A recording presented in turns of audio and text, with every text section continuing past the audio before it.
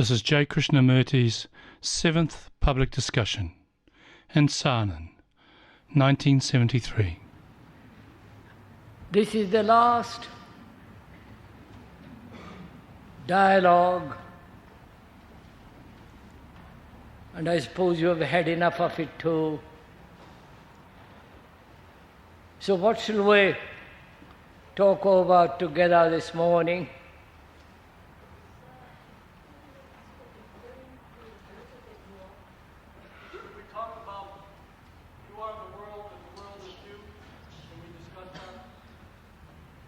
Can we talk about the world is you and you are the world?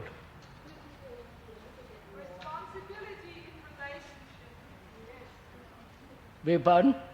Responsibility in relationship. What is? Responsibility. What is the responsibility in relationship?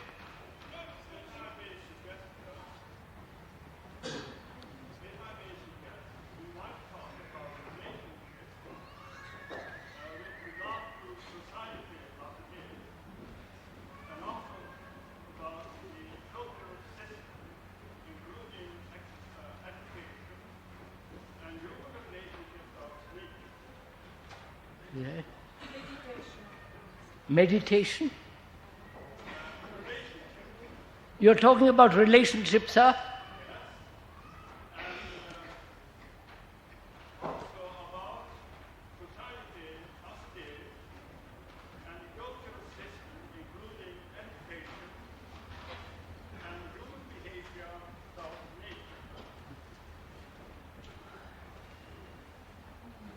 Relationship and human, his relationship to nature. I can't hear you properly, sir.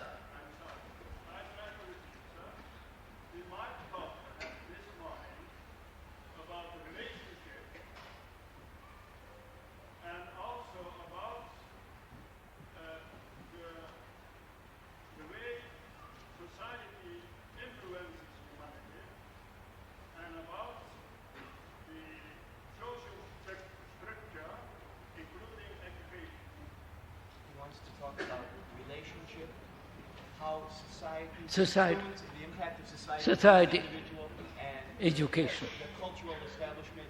I thought we've been through all that. I thought we went into all this, not only during these discussions or dialogues, but also in all the 7 talks that we've had here, didn't we?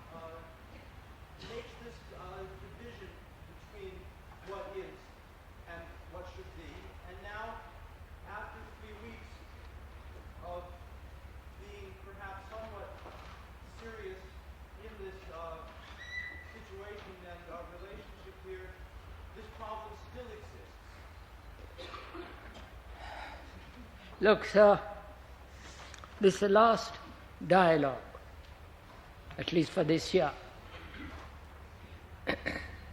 But I go on with the dialogues all over the world. You won't.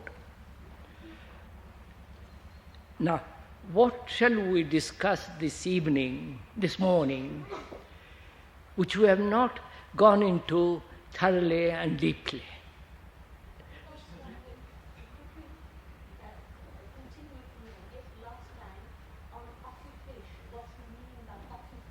But I went into it the other day.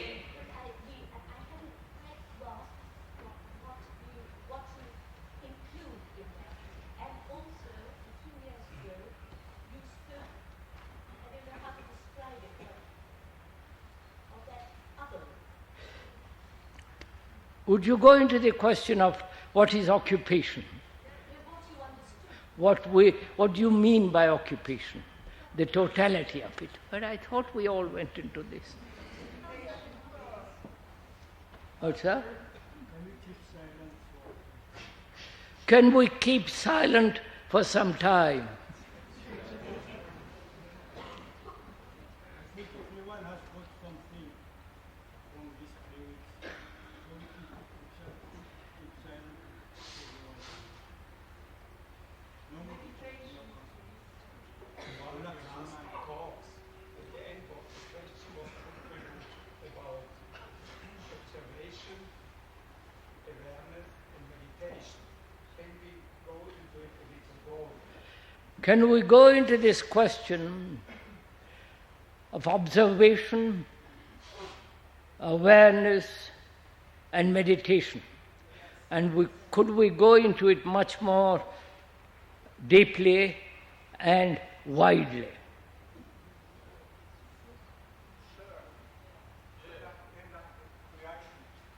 We like to end up with creation.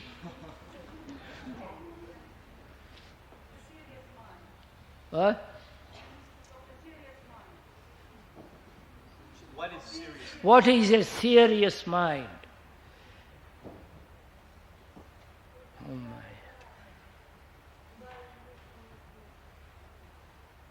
Danger of putting question from an intellectual level. Danger of putting questions from an intellectual level. Now you've got it all now. If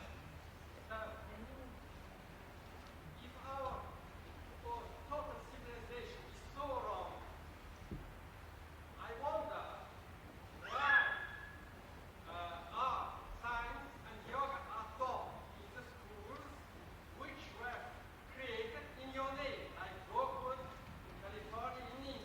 It is not a reproach, but I want to understand. You want to understand? He wants to understand why, when this world is so rotten, that science and art, yoga, and all that bilge is taught in these schools, with which K's name is mentioned.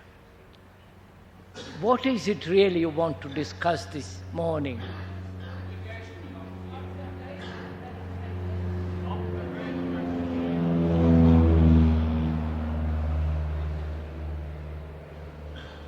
Included what's discussed, a bit more about our livelihood, which we discussed at the talks, but not perhaps, I felt a little bit more complex. Could you discuss the question of livelihood, which we have not completely understood?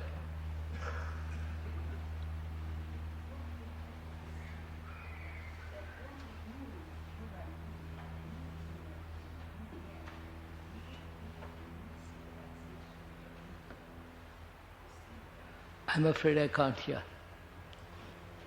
Ha capito? Sì, credo di sì. Di vedere più a fondo il fatto che sia veramente la trasformazione dell'uomo, e cioè un nuovo uomo che possa creare una nuova civiltà. Is it possible to create a new human being? No? Che sia soltanto attraverso un nuovo uomo che si possa creare una nuova civiltà e un nuovo mondo. It's only through the transformation of the present mind and creating a new human being that will bring about a new society. We have been through all this, haven't we? Yesterday I suggested laughter, and I think maybe it was misunderstood.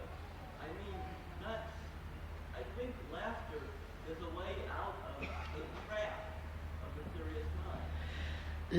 Laughter is the way out of the trap in which we are caught.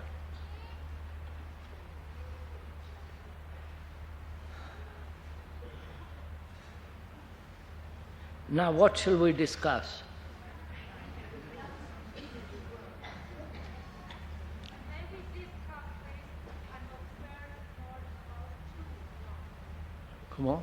Love, true love. What is true love? I give it up. We have been through all this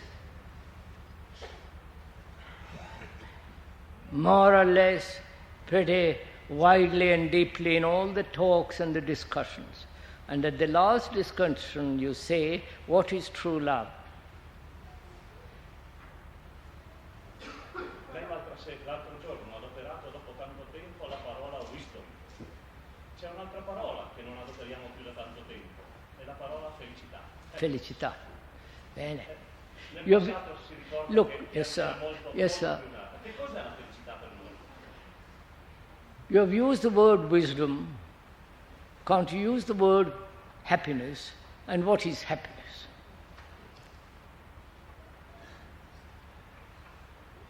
I give it up.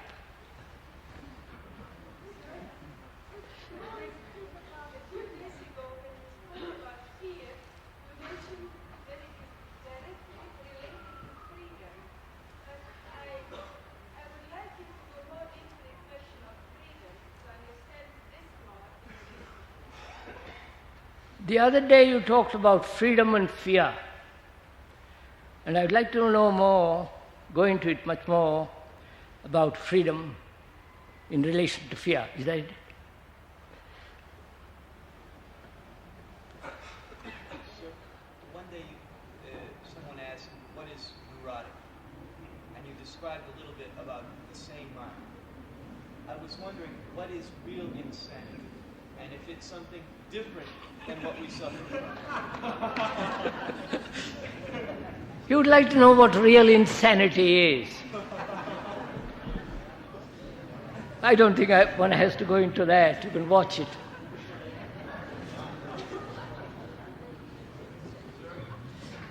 Now, sir, just a minute.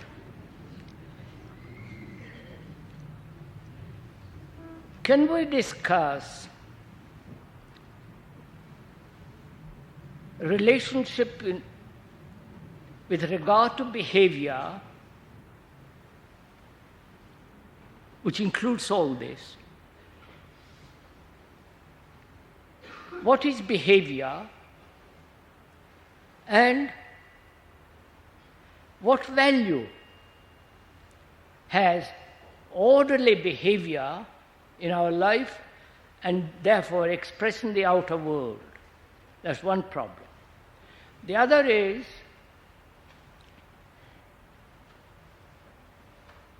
to find out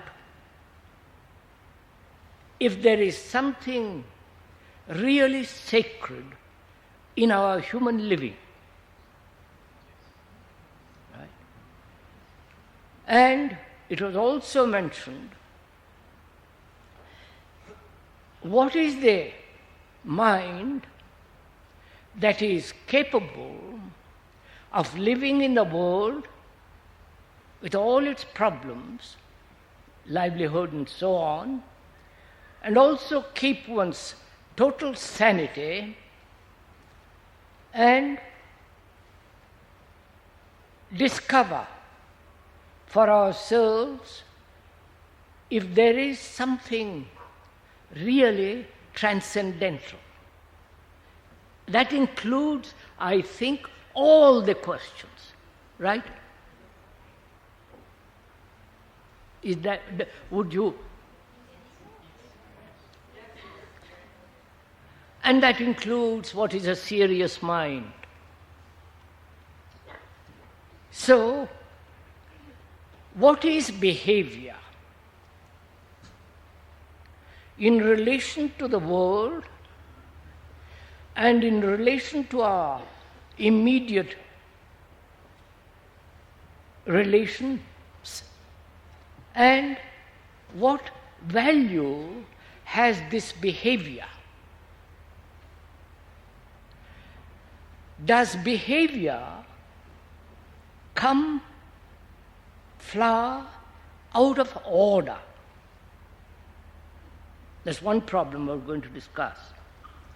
And the other is, what relationship has this order in ourselves, if we have that order, with regard to the world outside of us? What is the interaction between the man who is bringing about order within himself and with regard to the world in which he has to earn a livelihood, in which he has to do all kinds of things? What relationship has this behavior, which is order, in that? And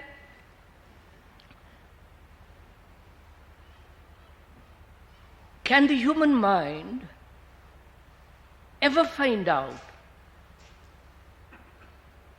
or come upon something which is not transient, which is not put together by thought, which is something totally sacred?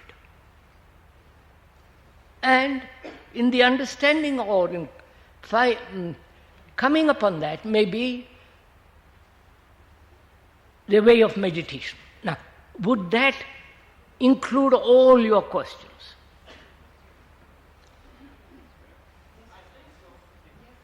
Yeah.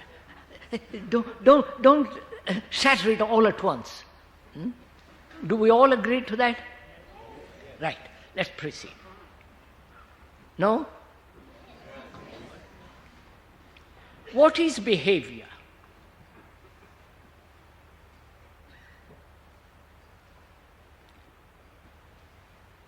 Is it the outcome of virtue?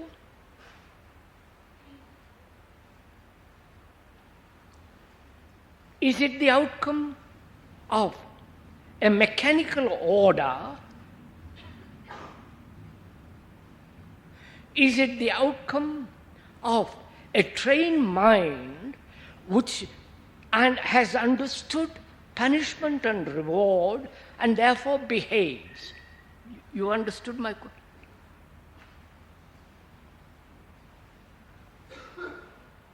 We are inquiring together, talking over together as two friends concerned with this question of behavior.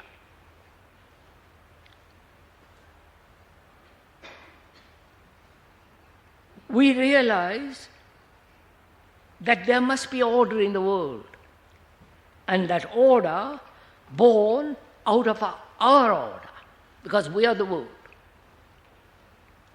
Now, is that order a mechanical process? Right? That mechanical in the sense, a practice, a pursuit of a pattern, pursuit of an idea, pursuit of a slogan. And in conforming to that pattern, slogan, sanction, and so on, there is a mechanical order.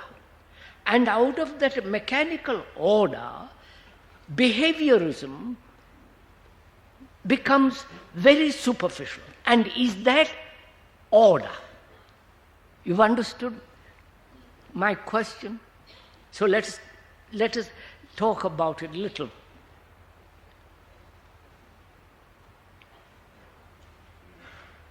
Most of us live a very disorderly life. And towards orderly life is the persistent, consistent following of a particular pattern. Right? And I say to myself, is that order? That is order, does order come about out of which behavior through a mind highly disciplined, highly conforming to an idea, to a conclusion? Is that order and behavior? Please. Won't you join me? Don't say no or yes. Most of us behave within certain patterned framework. And one sees that is not order. That's mere mechanical repetition.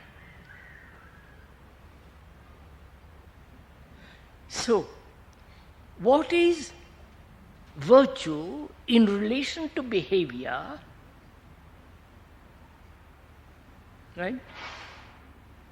And is virtue a mechanical thing?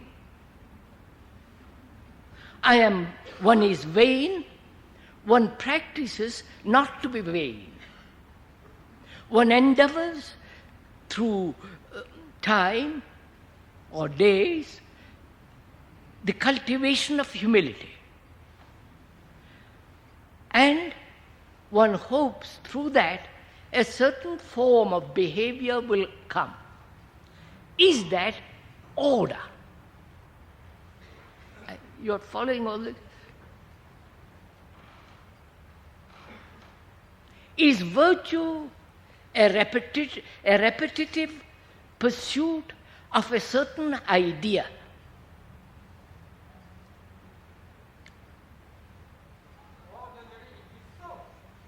Ordinarily it is so.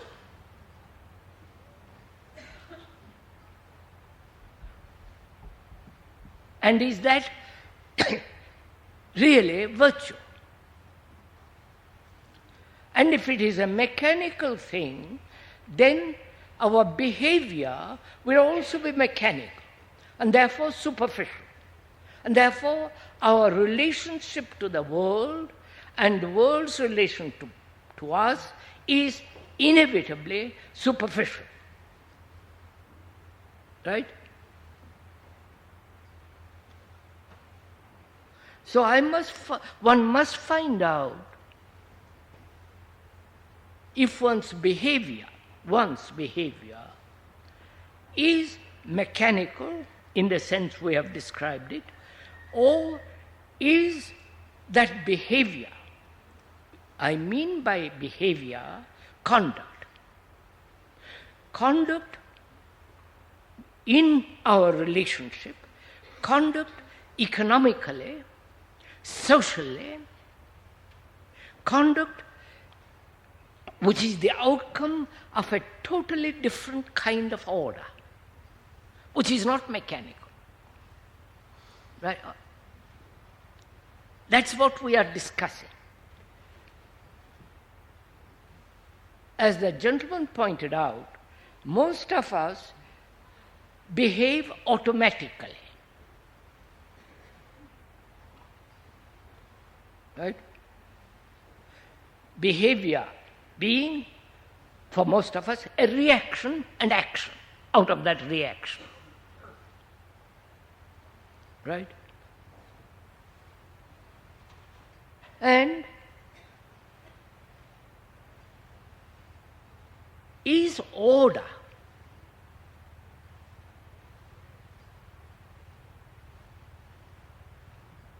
a disciplined conformity to a pattern of behavior, of idea? Please discuss with me. I'm talking to myself. It seems like that kind of order would be destructive to relationship. So, may I put it this way? What to you is order?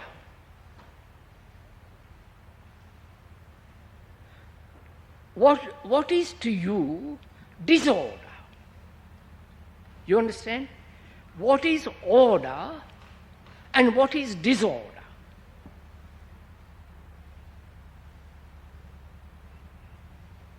What is disorder to you?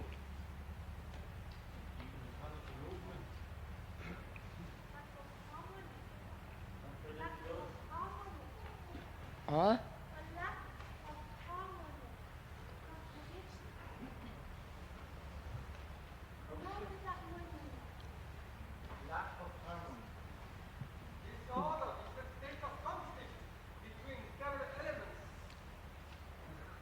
Sir, you're entering into theories again.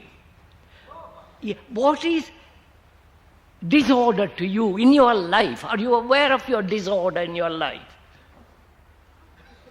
And what is that disorder? Sir, just please. Are you aware that you live in disorder? Yes? Yes, sir? Yes. I'm glad. Now, what is that disorder to you? What does it mean? No, I told them, please stick to one thing. Are you aware that that one's life is disorderly? And what do you mean by that word disorderly?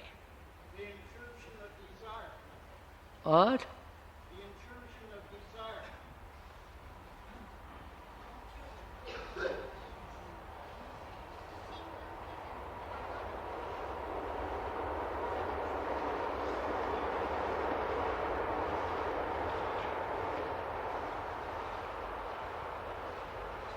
Sir, it is no good discussing this thing theoretically, abstractly. It would be worthwhile to discuss directly, taking ourselves and looking at ourselves and seeing for ourselves what our life is. And you say our life is disorder. And what do you mean by disorder? Contradictory desires? Go. Contradictory actions? Contradictory beliefs? Contradictory endeavors? Purposes? Would you call all that disorder? Which is contradiction. Let's keep to that word, contradiction, within oneself. Having a contradiction in our desires, in our thoughts, in our purposes, in our resolutions, you say that is disorder. Right? Do we go along from there? Now, all right. What is order then?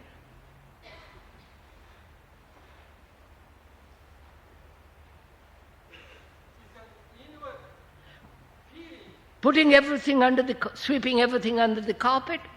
Is that order?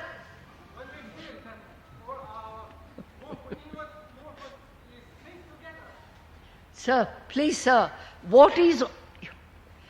You have told me disorder is a way of living in which there is contradiction in action and so on. Then I'm asking you, what is order? Is order sweeping everything which you think is disorder and putting it in a drawer and closing it and seeking order?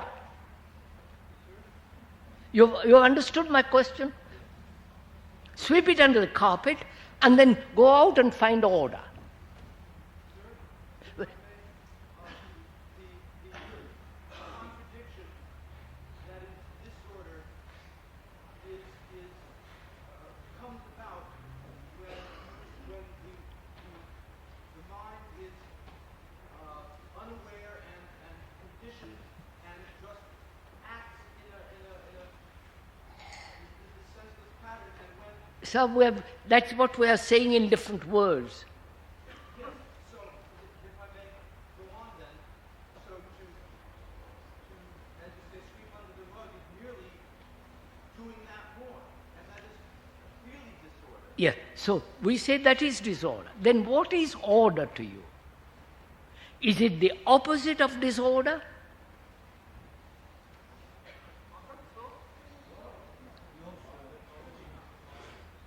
Madam, would you mind stopping, taking notes? Because this is an application to yourself and not to somebody else. God, Now what is order? The opposite of disorder? The ending of disorder. Now, how do you end disorder? I agree with you, sir. I think it is. The ending of disorder comes, order comes about naturally when there is no disorder, right? Now, how do I, who live in disorder, end that? And not create a conflict, an opposite, which then becomes a contradiction. You follow all that. Not to enter into another trap of disorder. Now, how am I to be free of disorder? Are you doing it? Don't please theorize. Are you facing the disorder that you live in your daily life now? Then how do you face it?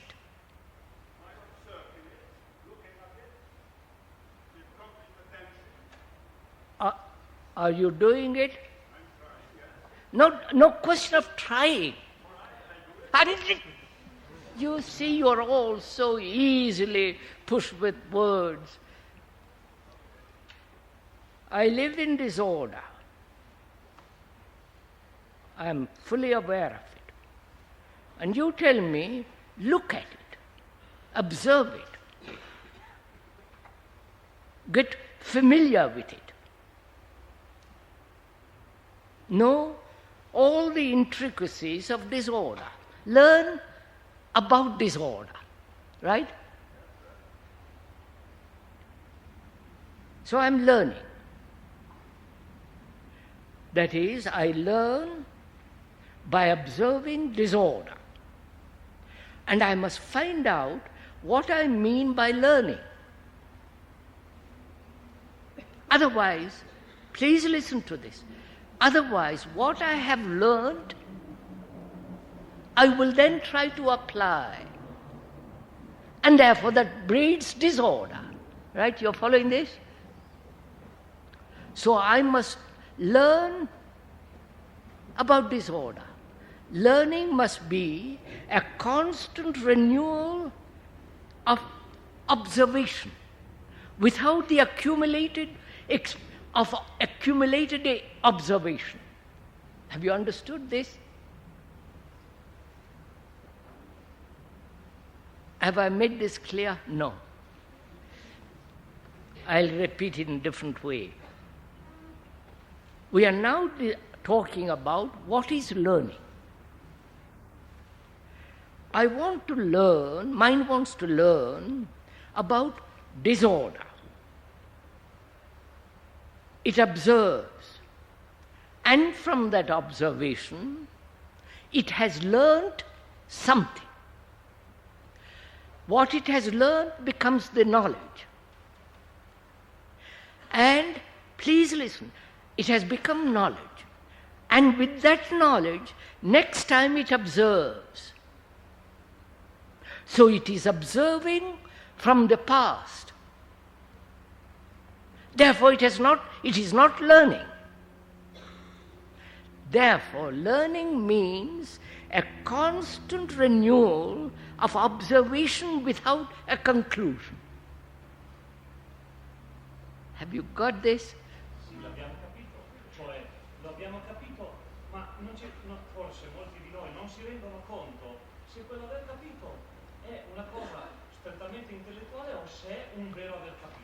Ovvero sia, lei ci chiede di uscire ogni momento dal nulla e morire dopo un istante. Giusto. È capito, molti di noi l'hanno capito bene, ma è una comprensione intellettuale o è quel vero capire di cui ci chiede lei? Beh. He says, I've understood this very well. I've understood it intellectually. And there I am, left with what was before. Now, why do you do that? Why do you translate what is being said to intellectually as an idea. Why do you do that? Why can't you listen? What the poor chap is saying. Why don't you listen to find out? Not intellectually come to a conclusion. That requires attention, that requires a certain order in your mind. Say, look, I'm going to listen. I'm not concerned with a conclusion. I want to find out what he's talking about. But if you draw a conclusion from what he's talking about, you're not listening. That's simple. That means you're not listening.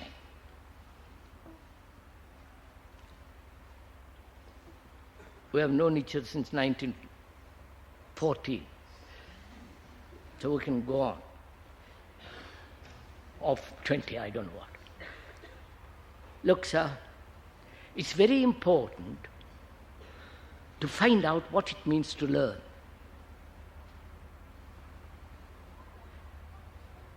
Either it is a learning in order to have knowledge from which future action can take place. That's simple. Or there is a learning which is never accumulating. I want to learn about disorder. And there are so many disorders I have in my life. There are so many contradictory desires, purposes, and so on. I want to learn about it. And so I must find out what it means to learn about a thing that's constantly changing, constantly in movement. If something, as it is a living thing, the mind must come to it, look at it freshly, mustn't it? If it is a dead thing, I can look at it with dead eyes. But it's a living thing, the mind or the observation must be constantly moving with the living thing, right? So I've found out one thing. Learning means constant observation about a living thing, and therefore, if there is a conclusion, then observation is limited. Right. I've said this, you chew on it, find out. Now, I'm learning. I'm learning about disorder. I observe it. I see, I say one thing, do another, talk about helping, and I'm lazy, and dozen activities of disorder.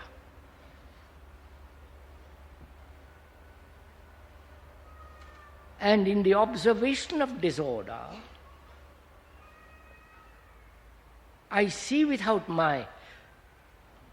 any motive or without any intention, slowly the flowering of order takes place. That is, I have observed very carefully what is disorder in my life.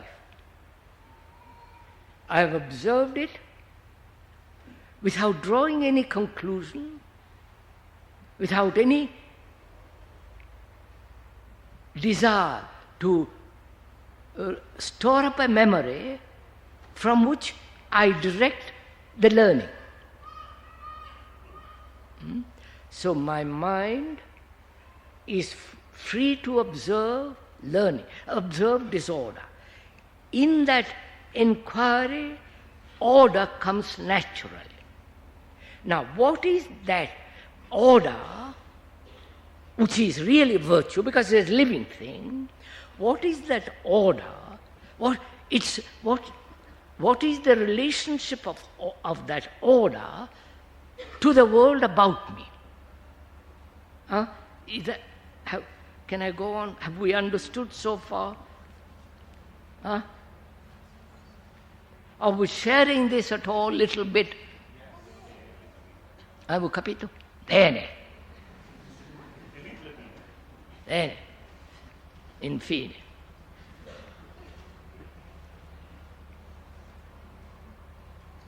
I'm asking, there is order. I've understood. My mind now really lives in order. And I say, what is the relationship of that order to the world?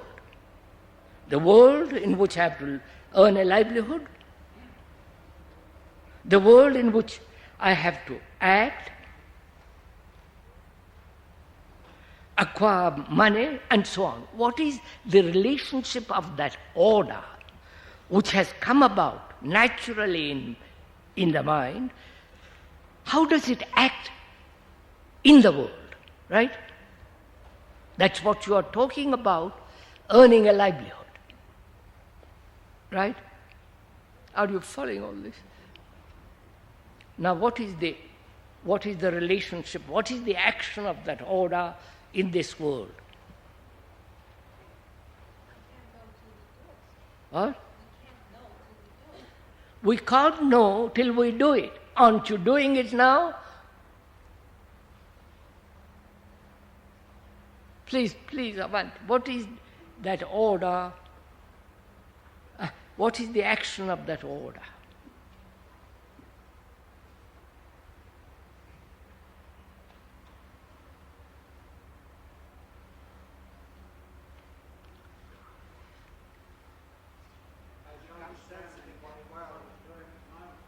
What's that? He says it's understanding what is happening at the moment. Understanding what is happening at the moment. Now, at the moment, this is the moment, not at the moment there. This is the moment. What have you understood at this moment? How to act, or what is action when there is order? When there is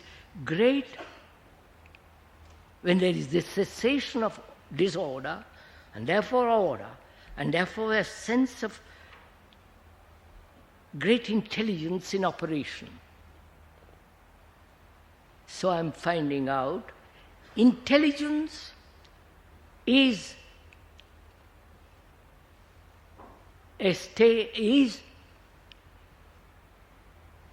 in intelligence there is no disorder, right? Where there is intelligence, there is order.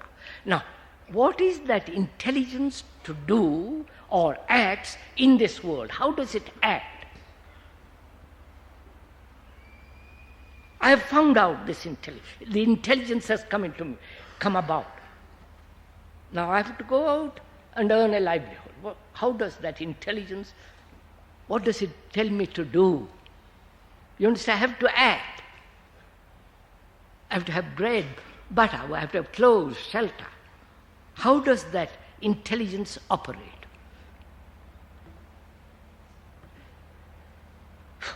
It's hot, isn't it?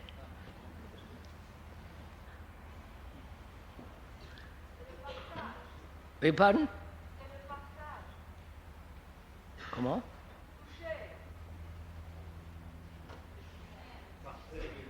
Comment? Sharing.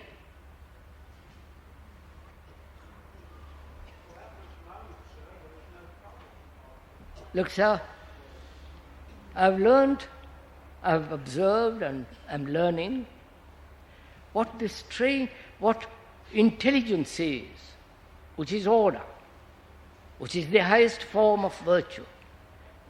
A marvelous thing if you understood it, but avanti. And that intelligence has to earn a livelihood. It has to go out and earn. What will it do? The intelligence will dictate what action must take place, mustn't it? Intelligence will tell me what to do, right? Huh? No? Not disorder. I wonder if you have understood this. Sir, you talk about relationship to the world. I see a divided world. I see a natural world and a sociological, technological world that seem to be in contradiction. Sir, I have said, sir, I won't go back to it if you don't mind. We've been through all that. We said the world, with all its technology, art, science, colleges, universities, sorrow, the world, all that world is me. I have created that world. That world is me. We are that world, and that world is us. So, don't let's go back. I'm observing the disorder. Order comes with its intelligence. And that intelligence has to function in this world. Now, how is that intelligence going to earn a livelihood? In a livelihood in which there is no competition, right? It won't compete. It is not ambitious. It is not seeking the pleasures of possession and money. But it has to have money. It has to have shelter, clothes.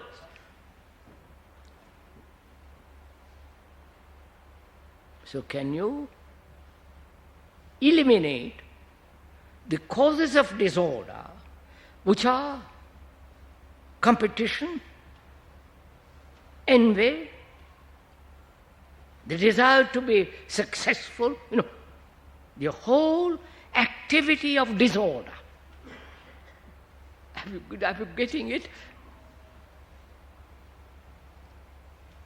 Maybe if you just find something that you want to do because you want to do it, for no other reason, then do it and no disorder. Oh, you and I are talking of two different things. Sir. The question is, find out what you like to do, and then there will be no disorder. What an easy way out, isn't it?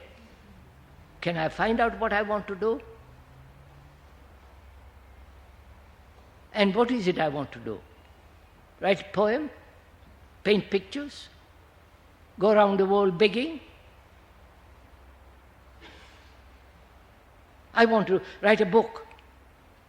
I want to write a book. What is my motive for writing a book? To earn a livelihood? So, what is my motive which tells me I want to do this?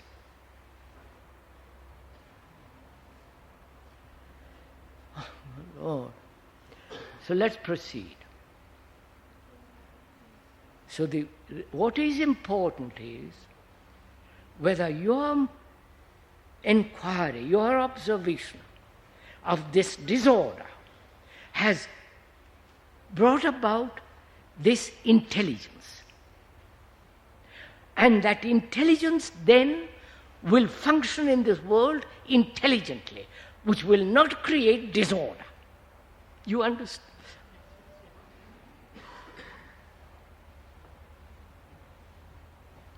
If you haven't that intelligence, then you are bound to create disorder, whatever you do.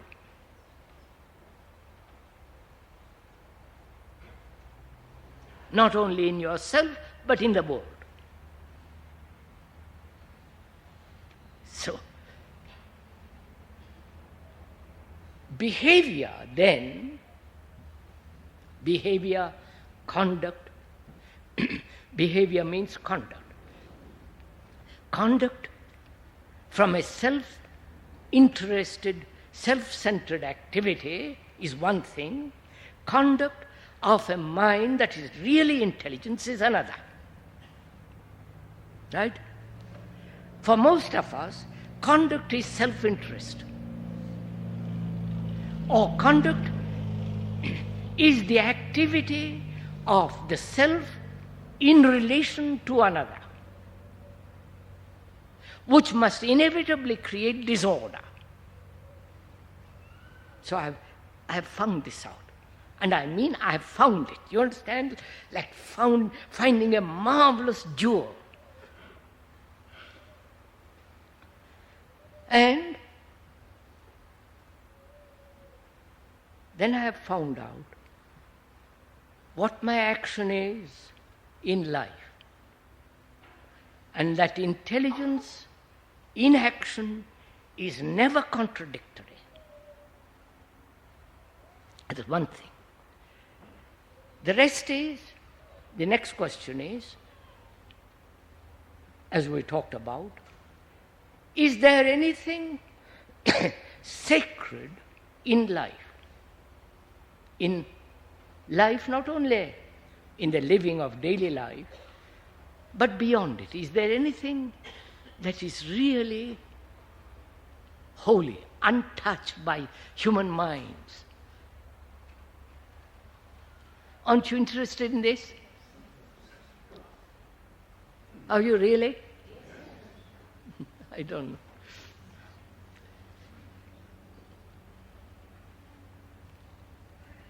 I want to find out. Not caught up in an illusion, not in a vision, not in some kind of marvelous experience, which then I will call sacred, but I want to find out.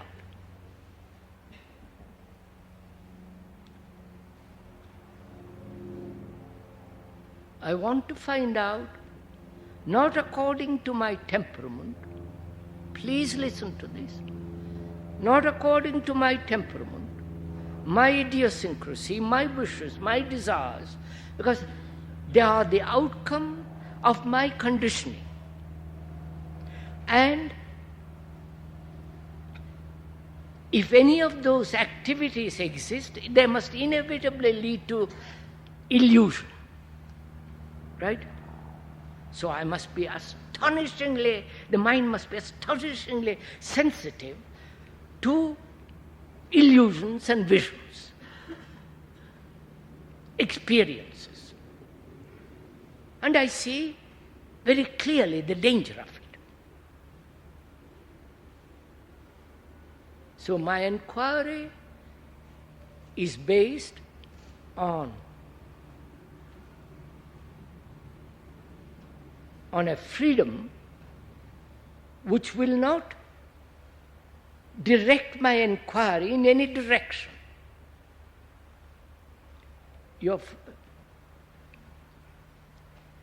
Right? Have we understood each other? Are we going along with each other? Because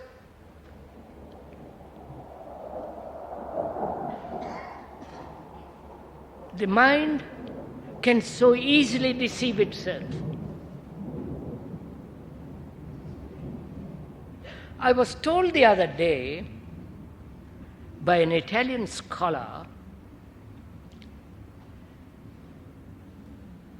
that in the old days of Mesopotamia,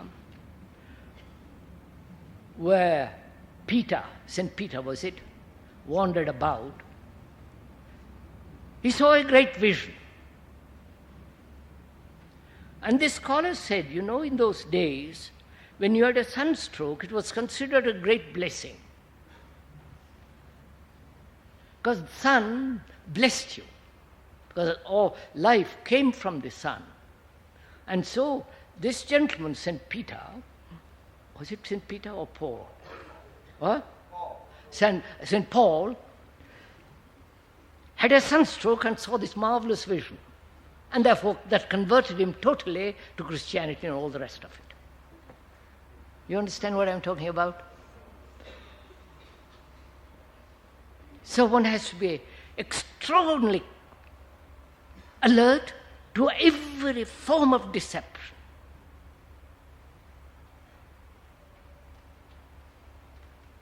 In the inquiry, if there is anything sacred, holy, The mind must be so sensitive to any deception, right? Because one can invent so many things.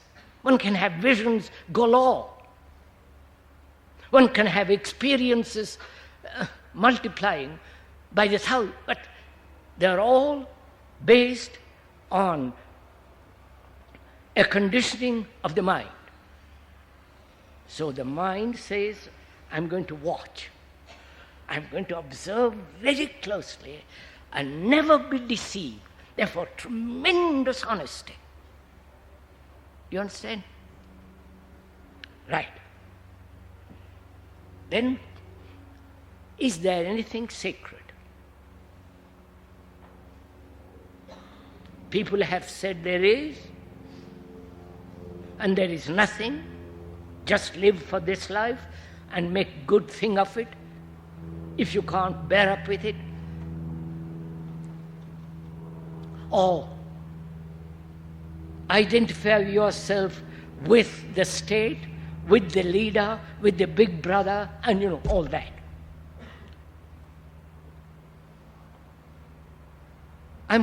The mind is also very alert to all that. Right? Then it says, now, I want to find out. Because without coming upon that, life has very little meaning. Because life then becomes a transient, meaningless thing, being born, suffering, joy, passing pleasures, anxieties, all that, and death.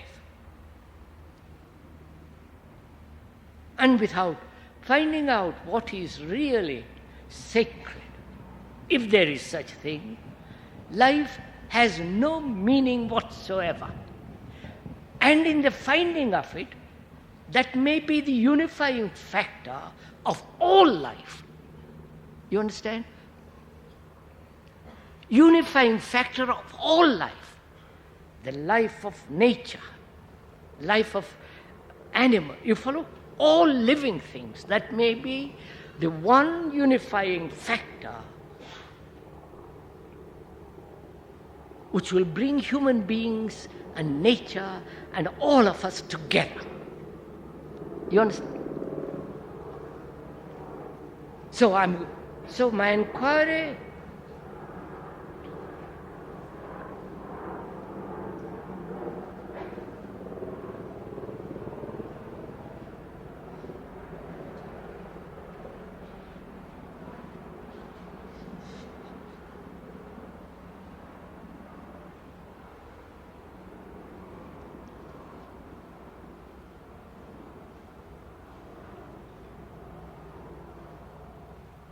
So my inquiry must be total. You understand? Must be total. That is, my inquiry into behavior, order, virtue, disorder, a relationship with the world and with my wife, husband, girl, boy. It must be an inquiry that includes the whole of my living, not just part of it. So I've inquired my relationship with you, who are my wife, my child, my son, my brother, my husband.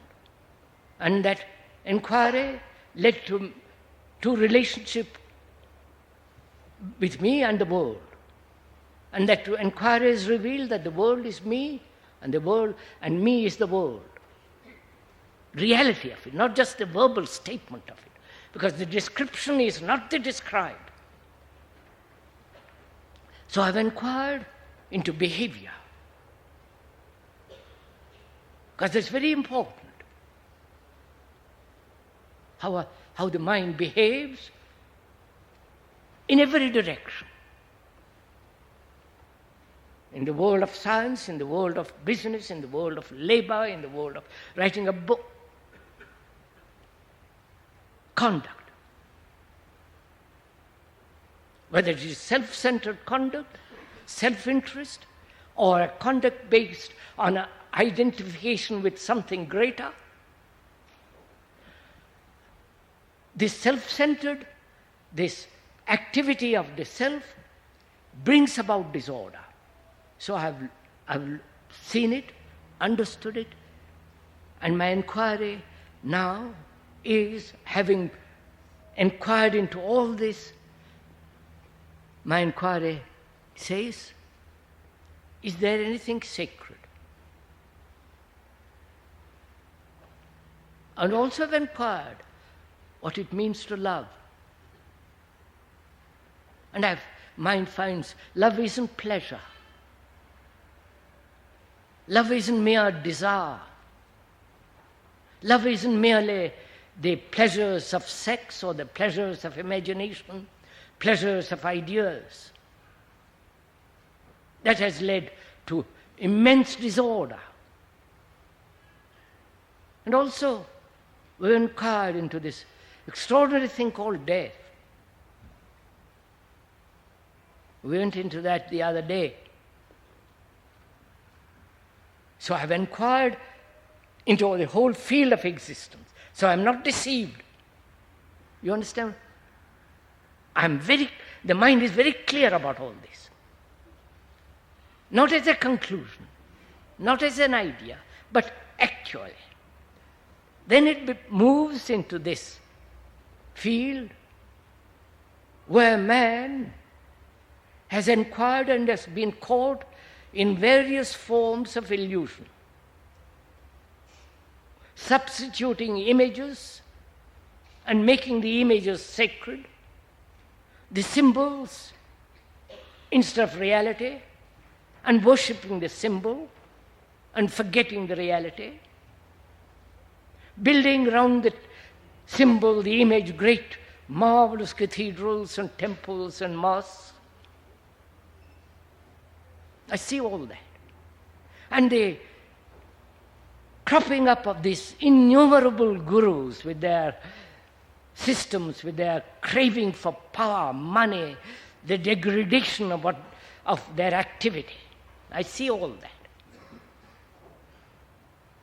So the mind is not going to be caught in any illusion, right?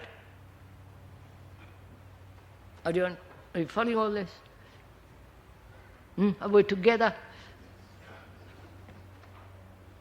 Now it says, what is their secret?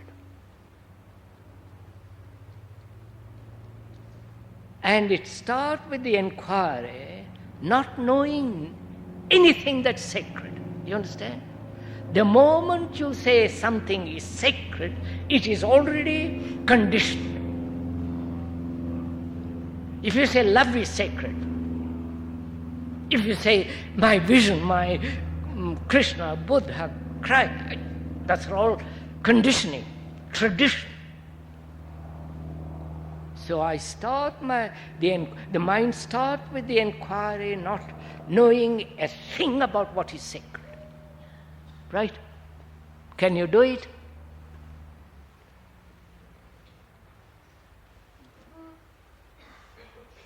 Can you do it? Huh? Good luck. You know what it means, madam, to say, to start with nothing.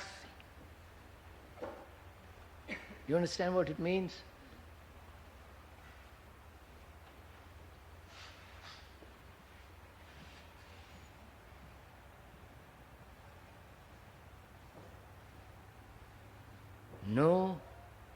No motive,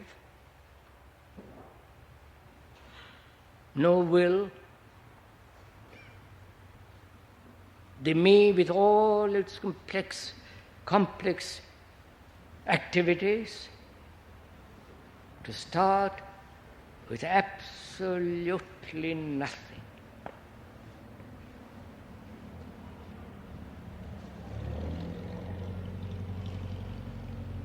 Can you do it? You understand? No attachment.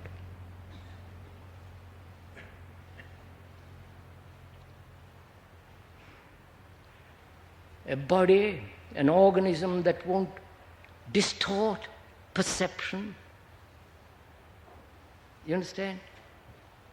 Because the body acts on the mind, and the mind acts on the body. So, unless the body is extraordinarily quiet, sensitive, so it is completely in order. You understand what it means?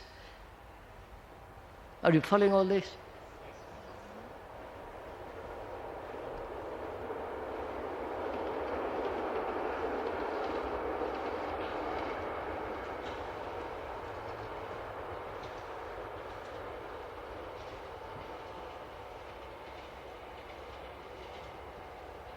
There is no distraction of the body, no distraction of thought, or any motive engendered by thought,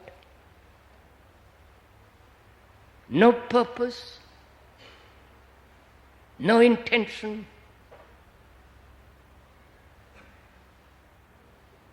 no knowledge. Knowledge must exist in a certain field. In the inquiry, if there is anything sacred, knowledge has no place. So, the mind is completely empty of everything that thought has put together. Right? And when it is capable of saying, I really know nothing, that state of complete emptiness, which is complete disassociation with the world and all the world which has made the me. I wonder, you are following all that?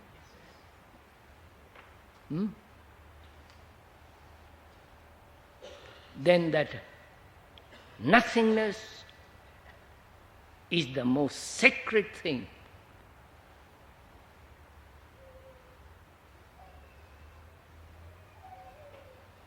For it is, intelligence is nothing. Now, you follow? Now that in the discovery of that, then it operates, it functions in the life of every day. Then I'm not a Hindu, a Buddhist, a Christian, nothing. You understand all this?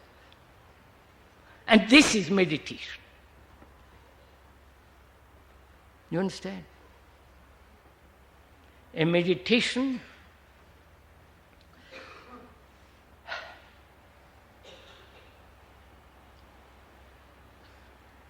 because in the inquiry of this, not the search, in the inquiry,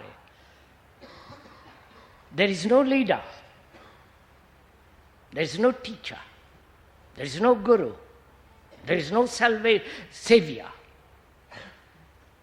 First thing is to learn never to follow anybody in this field. You can follow a doctor, he'll teach you. A surgeon, he'll teach you. There you have to observe, learn from somebody. Here there is nobody from whom you can learn, therefore no authority, including the speaker sitting here. He has no authority. Therefore, the mind in meditation is intelligence in action. Have you understood this?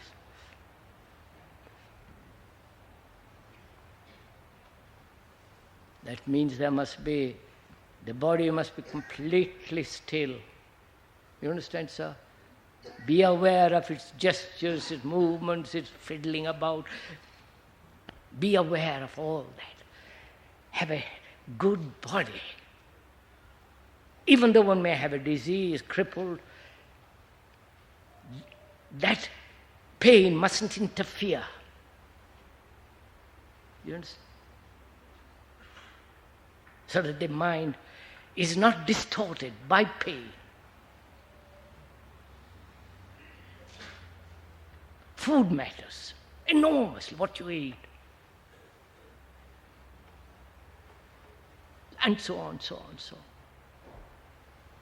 So all this is the process of meditation. Not the systems, not the leaders, not those who give you mantras for $35 and all that tummy rot.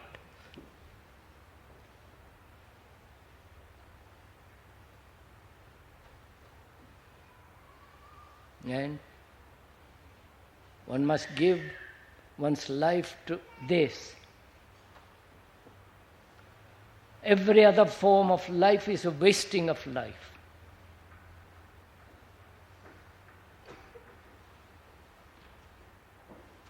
We have a short life to live.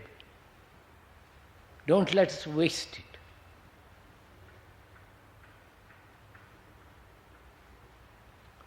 Now, sir, I've talked enough. Che ora c'è? 12 meno un quarto, quarter to 12.